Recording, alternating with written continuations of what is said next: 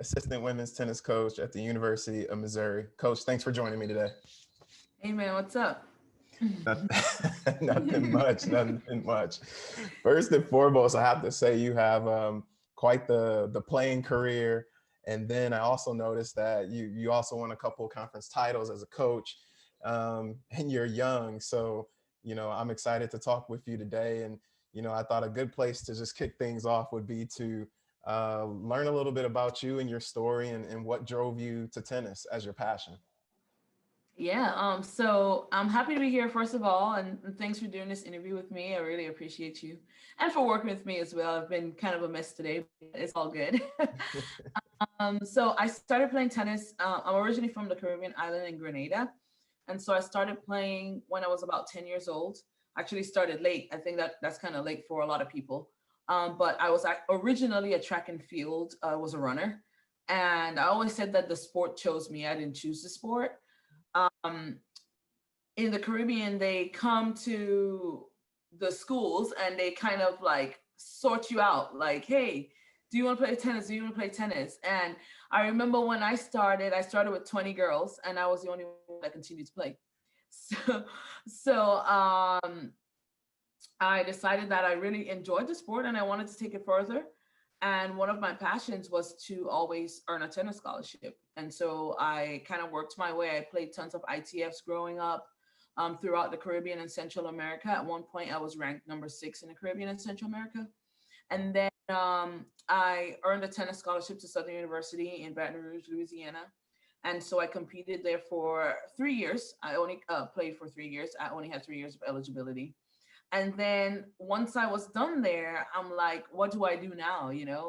I love this sport. I have a passion for it. And so the next step was to coach.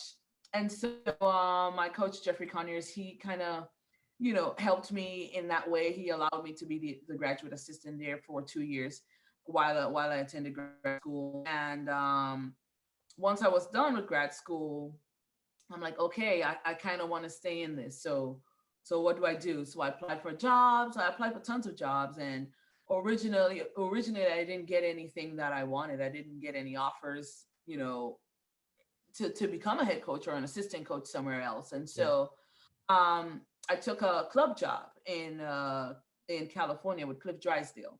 Okay. And so, yeah, so I got in my car. I drove from Louisiana all the way up to California, California in my little car. And 2 months into that, I got a call from Jackson State University. And I had applied for that job before leaving. And so I got a call from Jackson State University. And so they offered me the position, and I came right back down 2 months, 2 months later, drove right back down, and I became the head coach at the men's and women's assistant in the men's and women's program there at Jackson State. So that's kind of where it started. From there, I stayed there for about 2 years. Within my first year there at Jackson State, I won a championship. Both my men and we won a championship on the men's side, and it was their first title in 18 years. So it was awesome to be a part of that and to get to see those kids, you know, enjoy what I enjoyed when I played. I also won 3 championships as a player at Southern University and 2 as a graduate assistant there. And then I moved on to get a title as a head coach. I mean, it's amazing. So I got an offer from Eastern Illinois from Jackson State, and I went up there for a couple of months, and then I left there and went to University of North Carolina in Asheville. I became the volunteer assistant coach there, as well as I worked at a club, Hendersonville Racket Club in Hendersonville, North Carolina as well. And then I stayed there for about a year, and then I got the volunteer position at University of Missouri for 1 year, and now I'm the interim assistant coach at the University of Missouri. Wow. That's Yeah, that's quite the story. it's a And journey. yeah, quite the journey. And I would say the couple things that really stick out to me is just like you won as a player, and having won as a player, now you can coach and kind of infuse the winning culture and winning tradition, into the programs that you're a part of. And I think that's a huge asset. Not only can you tell your players, you did it on the court, and I think there's that type of respect, You know what I mean? When players know that their coach played at a high level and their coach won, I think it's, subconsciously people, hopefully in theory, listen a little better because of that. So that's, Yes, very, very cool story. Very, very cool story. Or journey, like you absolutely. call it. Yeah, it's definitely a journey. Absolutely. And on the other end of that is, one of the things, and I'm sure at least when I was growing up playing junior tournaments, there wasn't many blacks, there wasn't many African Americans playing. And I mean, even for me playing throughout college tennis, I didn't see a lot of people who look like me. And now for you, you're on the other side of coaching, where there's very few, African American female coaches, head Yeah. coaches, assistant coaches, volunteer assistant coaches. So I wanted to ask you, what is that? What does it mean to you to be in a position where you are one of the few? Like, how does that inspire you? It's definitely an inspiration. I mean, like you said, being a black female tennis coach, the journey has not always been easy. You know, it can be very, very, very difficult at times, and the biggest thing for me is just making sure that you're making connections with people, and you're kind of putting yourself out there in different ways, and just for us, we obviously have to work a little bit harder. It's sad to say, but it's the truth. Um, we have to work a lot harder than our counterparts. Even sometimes when you have more experience than your counterparts, they get chosen above you, and so it could be difficult. It could be discouraging. And one of the things is that me, I try to not let it discourage me at all. I push, I push, I push, I push to get to where I want to be. And um, it's inspirational to be in a position like this to where I can help someone else, coming up behind me to see, oh well, she's doing this and she's doing that. And it's not very many. There's very few black head women tennis coaches at a high level at a Power Five university. Very few assistant um, Yeah. black females at Power Five universities. And, one of my ultimate goal is to be a head coach at a Power Five university. And I'm going until I get there. I Absolutely. know the road is going to be long, and I've taken, sometimes I feel like I've taken a step backwards, but it's not, I may have taken a step backward in a title, but to where I need to be, I've taken the steps, that I needed to take to get to where I am right now. I'm grateful for the position here at Missouri. I started off as a volunteer, and now I'm the assistant coach. And so it's a blessing, and I know it's hard work, and it's something that you just have to keep going. Yeah. And you said something that I totally agree with, in terms of, like, we just have to work harder. You know what I mean? And I think sometimes people don't want to admit it, but we're dealt because the color of our skin, we're dealt a different set of cards. And a lot of times people act like that's not true or it doesn't exist, but in my world, in reality, I think that's totally true. And I like how you really put your stake in the ground and said, I'm going to work for this, and this is what I want to do. And just even through the conversation, just hearing the amount of passion you have for coaching, it's no doubt that you're doing the right thing. And I think a lot of times, we can get lost in doing things that we're not good at or gifted at, only to find out we really miss doing what we're truly blessed with and truly gifted at doing. And I just find it really intriguing that you not only found what you're good at, but you're sticking with it. You may take a step back, but that step back may be to take two steps forward. Exactly, and exactly what you rightfully said.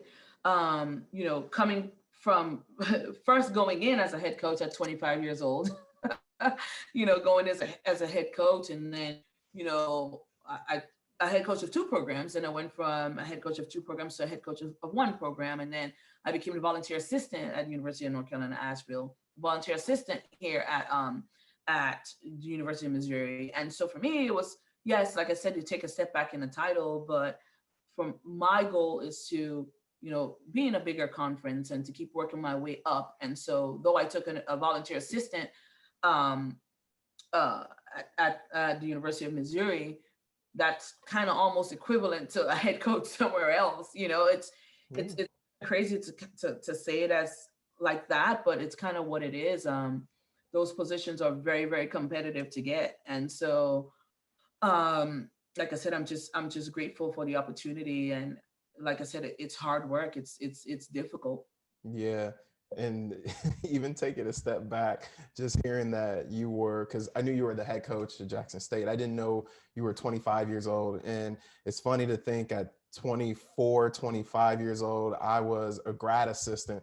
And one of the things, I was a grad assistant for a women's tennis team. And one of the things I always, when I was trying to get a grad assistantship, I was like, I'm pretty young, the seniors are just a couple years behind me. Like, how am I going to command respect? And it just seems like you not only went in and commanded respect, but you were able to go in and win right away. Yes. And I think that's a tribute to you as a coach. That's not easy to do. Right. And just on that note, can you talk about some of the challenges you face as, just being a young head coach? But I mean, you're still young. That's the reality. So Right. what current challenges do you now face with that? You know, at 25 going in, obviously I had just graduated, but I graduated from grad school. And so I think, going to grad school for me actually helped me to mature a little bit. I have an MBA. And so kind of being in that environment at the university kind of helped me to um, get me to where I am, because coaching is not just being on a tennis court. It's all the behind the scene work. We're managing, we're doing budgets, we're doing equipment, we're doing tons of different things. And having teams, it's like we're juggling so much. You're Mhm. dealing with male, you're dealing with female, you're dealing with people from different cultures. And so kind of merging it all together, it helped me to grow up as well. And not just, I think I was pretty mature for my age, but it's also those kids helped me to mature very quickly. The job helped me to mature very quickly. And just allowing them to be in an environment where they feel like they can grow as individuals and not just as tennis players, but what are they going to be like on the outside? I think that's really important. That's really important for me. And so the few challenges that we're faced with is just making sure that these kids, they know how to communicate in the real world, and making sure that I'm setting the example for them, and I'm being the leader that they aspire to be one day, and I'm setting the examples. And so it's always, for me, I have to take a step back. Okay, let me try to understand where they're coming from, and try to understand what they're doing, and kind of just grow with the times, and continue to evolve, right? Based off Mhm. of the current generation, right? They think differently, they operate differently, and that doesn't mean that the way that they operate and the way that they think is wrong. Nothing is wrong with it. We have to adapt, and we have to train up these kids to be successful men and women when they go out into the world, because some of these kids, they don't aspire to be professional tennis players, right? And so the Mhm. ones that do, then yes, but the ones that don't, what is their life going to be outside of tennis? How can we get them to where they feel comfortable applying for these jobs, and going out there and being successful in the country. Yeah, I couldn't agree more. And one of the things I was just thinking through as you were talking about inspire, one of the things I want to do with my brand is inspire the next generation of players to pick up a racket. You know what I mean? I want tennis to be more reflective of what the US looks like, or what the world looks like. And I feel like that's my God-given gift and passion. And just from your standpoint, as you look to inspire, how do you specifically look to inspire, the next generation of head coaches or college players, who are going to be Black or African American to come along? Yeah. I would say that for me, I just want to make sure that I'm an open book. I'm available. I'm a resource. There weren't many people, there that I looked to, in a sense of, oh well, he or she is a Black coach. And of course I had my coach Jeffrey Conyers. I mean, he's been very, very instrumental to kind of like where I am today. And I've had great conversations with Coach Tracy Green, and Yeah. that they were open with me. And so I want to be that for someone else. I want to be a mentor. I want to be that person that not just African Americans, but everyone can come to find out, hey, how did you get to where you are today? What was the path that you took? And so, like I said, if I can help someone in that way, or if I can, once I'm in a position to maybe hire or to send them to someone else, or whatever the case is, however I can be instrumental in that aspect, I'm open and I'm willing, because, I would want that to happen for me. Like I said, very difficult, applying for these jobs. And like I said, you put my resume up to my counterpart's resume, and, I've had more success, but I don't get the call because of my skin tone or my skin color or whatever it is. And I try not to let it, deter me, but I know that that's the reality of things, and I'm aware, just a matter now of how do we push past that? How do we, when we go to interviews, how do we make them change their mind? You know what I mean? What can we do? What can we do to make them say, oh, wait, maybe we should actually, take a chance. I was actually reading an article today on, it was talking about the NFL. I don't know if you read it. It was talking about how little head coaches are in the NFL that are African American, and how many of them are high level assistants, but just never get the jobs, never get the opportunities, and never get the call.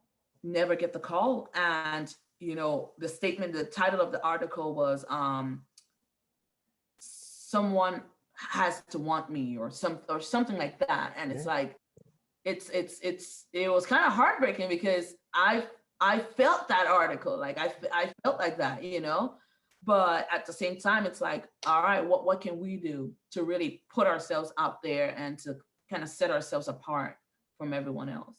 Yeah. Whew, that was good.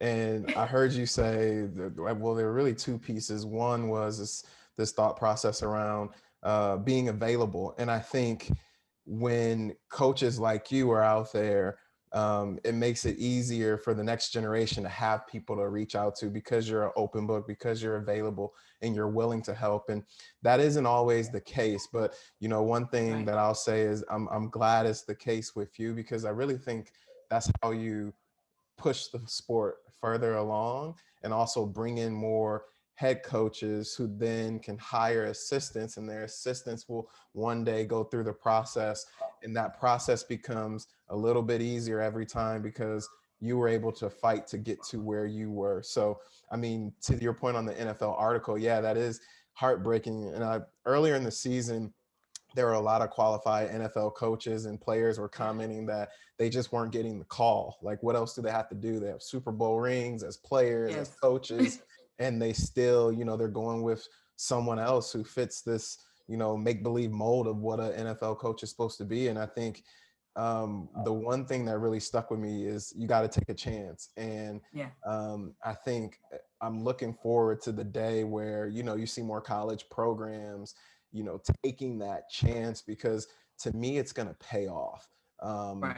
Because it's just something special we have, you know what I mean? And you can't really describe it, but it's something special you have. It's something special we all have. And I think just taking the chance is like, you take a chance, they won't regret it. And I can really appreciate that.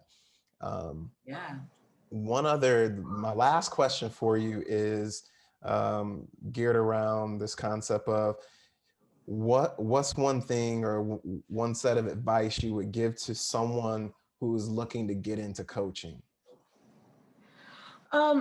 It's a great thing. But what I would say is that you have to have a passion for it, right? It can't just be something that you're like, oh, I want to get into coaching. Let me see what's going to happen. Like, when I got into coaching, like I knew this is what I want to do. This is where I want to go. This is where I want to be.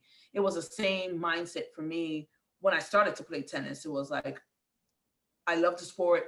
Okay, now I want to get a scholarship. And then when I got into college, okay, now I want to coach. Like, in my mind, it's like, it's already thought out, planned out. And you have to be willing, like I said, you have to be willing to take the smaller jobs and to gain the experience that you need to get to where you need to go. Like, like I said, I kind of worked my way head coach to volunteer assistant to assistant. It's like I'm working my way backwards in a sense, but it's taking those chances and taking those risks because I knew it was a risk. I knew it was a risk coming as a volunteer assistant. You're not making any money. All these different things that you have to take into consideration. And once you have that passion, it's to now go after it. You got to go after it. Make calls, talk to people that look like you, reach out to people, send emails, ask for advice. As a young person, you need to surround yourself with people that are going to help you to get to where you want to be. Networking is key. Making sure that you know people and that you, like I said, putting yourself out there and, showing what you can do, not just talking about it, but actually showing what you can do. And when you get into those positions, you work harder than everybody else. As a graduate assistant, you work harder than everybody else. As a volunteer assistant, you work harder than everybody else. You put in time that you wouldn't normally put in. You know what I mean? It's like you're paying your dues almost. Yeah. That's the reality of it. That's what you have to do. But it's a great thing. I would love to see more African-American men and women out there coaching this sport and aspiring younger African-American kids to play the sport. I think if you see it, if they see, oh, it's a Black coach, or they're going to want to be driven to maybe not play football or not play basketball, but play tennis. It's not a sport that's out there like, oh, wow, I want to go play tennis. It's not like that. And so I think if they see more of it, they'll, understand more and they'll see why we love this sport so much. Yeah. Whew, I like that too, because, when I was in college, we had this thing that I've always taken with me as I move through life. And it's just like outwork your competition.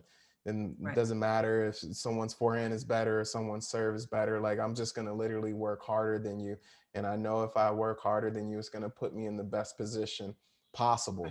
And I still may lose. I may lose out on the job, or I may not get to where I want to go. But, one thing I can guarantee you is that if you don't work, or if you don't outwork your competition, you have no chance. So I at least have a fighting chance if I give it all I got. And I think that's the mentality like I see in you. And to me, that's what makes you a phenomenal coach, not a good coach, a phenomenal coach.